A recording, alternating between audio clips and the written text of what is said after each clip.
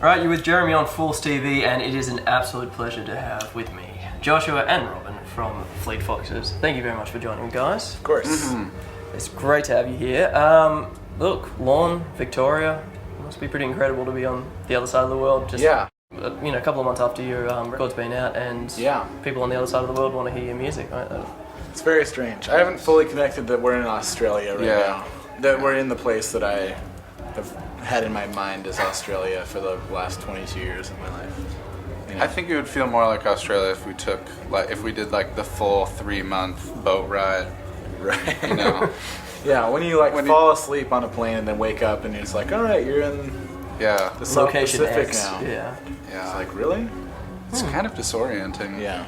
The more But it's amazing. I mean, it's a beautiful place. Disorientingly amazing and beautiful. Well, at least I like Lorne.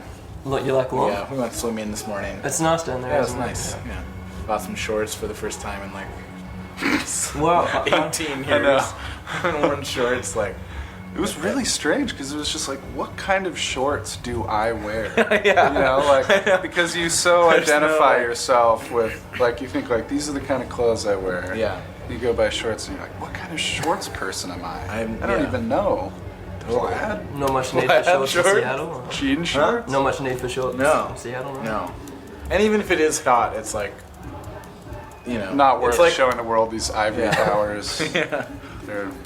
I'm glad it's given you a reason to get them out. That's good. And shame the weather couldn't be better for you guys. The people of Australia, I'm sure, are very thankful. Yeah. People of Lorne have seen our...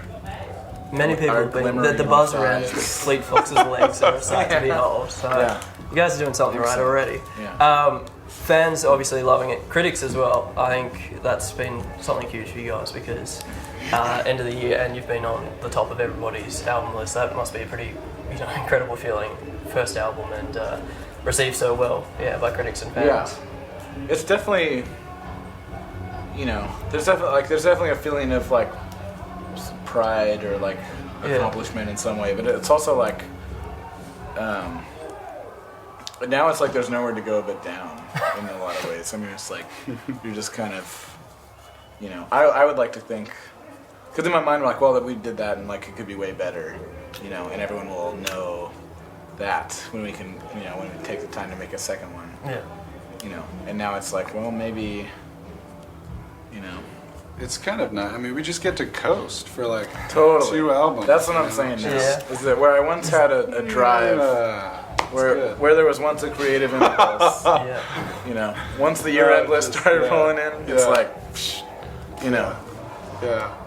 Celine Dion covers. Totally. Just from here on out. Just ride the wave. Yeah. Well, there's not a lot of those going around, so... That's what I'm saying. An underrepresented genre, I think. Yeah. Like a freak folk Celine Dion. Celine Dion covers harp. A harp. We're just going to cover Celine Dion for the next 3 albums. I like it.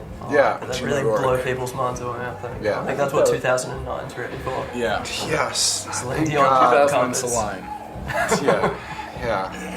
Well, I don't think that sounds that natural for you guys. Obviously on the record, it sounds just completely like what's coming natural for you guys. Really organic sound, something, it doesn't for a moment feel forced. Is that just what comes naturally for you guys when you sit down and play, or is it... I'm thinking about that, I mean, I know what you mean, it doesn't sound like... There's no decision to sort of... this is what we want it to sound like. I mean, there's no this is the blues vamp on the record, this is the whatever. Yeah. I mean, I think the songs just kind of... when we were making the record, it became a very kind of self-contained and sort of insular experience. You're just in the room, and your mind. If you're in that room long enough recording, your mind kind of empties of all the neuroses or whatever, and it becomes kind of like a puzzle or something where you're just you're kind of consumed by how you can fit this thing together, and so there wasn't much I mean, there are definitely moments of reflection, where well, this song is crappy, and this song's really cool. So what if this song is kind of guiding the rest of the record, But there was nothing that was all just kind of composition stuff, and it wasn't this song isn't 60s enough, or this song isn't like new, like now enough. Yeah. You know, there was no, those kind of things weren't really taken into account. Yeah. You know? Do you ever worry that, you know, now that you found out that people like that sound, and the, you know, critics like that sound, the world likes that sound, you know, do you ever sort of fear going back into recording with all that, you said, neuroses, sort of? Well, no, I mean, I think, I think that's the one, I don't know. I mean, I think there are definitely more moments, like, just speaking personally, when I like sit down to write, like sit down at the guitar now, and be like do do do do do, and then like think, and then the thought will cross my mind like, oh, this is like, maybe people would like this song, and then I'll just put the guitar down. And so between November and June, there was actually a bunch of songs written, and then even there were like written even further after the record came out. Yeah, there's like this group of songs that will, like, some of them will be the next record. Yeah, right. So those are already kind of in the works. So we haven't started from scratch a brand new song with no parts from the pre-record at all. So maybe when we start that song, it'll be like totally like Black Winter Hymnal. Yeah. You know. Interesting. Yeah. Like, I think I was in the public eye. Yeah. I think historically my favorite records are the ones that just kind of subconsciously subversive records that come after like really commercially successful or well received records. Sometimes those are the most, you know, slow burn kind of really interesting record. I'm excited to see, you know. There's like a Paul Auster book about this crazy dad that thinks if he locks his son in a room from the day he's born until he's like a teenager, like the kid will, because he has no human contact, he'll start to speak like the language of God, like a different language the angels speak, or like whatever the natural human language is, like, you know, chimpanzees or like turkeys have. Yeah. You know, so in a way, I see like not listening to music in that kind of way. Yeah. You know, it's like you separate yourself out enough, and then that's when, like, you know, the less kind of knowledge you have, the more whatever. Yeah. You know, the more unique the statement or something. We've got a film made in Australia, Bad Boy Bubbies, made quite a few years ago. I'm not sure if you're familiar with it. Running off almost that same concept, but a lot. I really recommend it, but quite a, you know, perhaps wouldn't be the model for. He doesn't end up so well. I think he's. No, neither does the guy in the Paul Auster book. Right. At all. So maybe that's not the best. You've probably heard this almost every interview you've been into the words pet sounds. Linked to you guys. Does that? I mean, obviously, it's a, you know, you could do a lot worse than to get compared to that sort of record. But does it grow sort of frustrating that you don't have, you know, obviously people are recognizing you as musicians, but you know, it might go. Does it ever get frustrating, sort of always being linked back to that particular sound? It sort of takes away from your own. Well,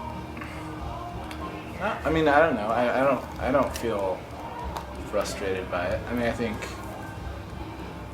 you know, I like, that's the comparison that I would like think cool. Yeah. You know, like, and most appropriate. That's not like, you know, that's music that we love. Yeah. You know, I love the Beach Boys. I think I like Smile better than Pet Sounds. I mean, they're both amazing. Yeah. You know, I mean, that's not, and obviously that's like, you know, it's a harmony kind of group. That's in there. I mean, I don't think like they're like songwriting cues taken from the Beach Boys, really. Mm-hmm. You know, I think the songwriting is from a different place, but I mean, some of the aesthetics are similar. Yeah. You know, but that's just like, why would you avoid that? Yeah. You know, you're just making something that we, you know, felt good about, and that's going to have some of those like qualities as music that we love and, you know, find enjoyment in. Yeah. You know? I mean, I think, to be compared to the Beach Boys is, or like, you know, people saying it's like kind of Beach Boys-esque is not a problem. Yeah. You know? I mean, I think the ones that like stick in my craw are like the Southern Rocky comparisons, because I think like we tried to not really rock too much. Yeah. You know, or be super Southern. Well, thank you very much for joining me, guys, on False TV. Really appreciate it, and enjoy the rest of the festival. Awesome. Thank you so much, man. Cheers.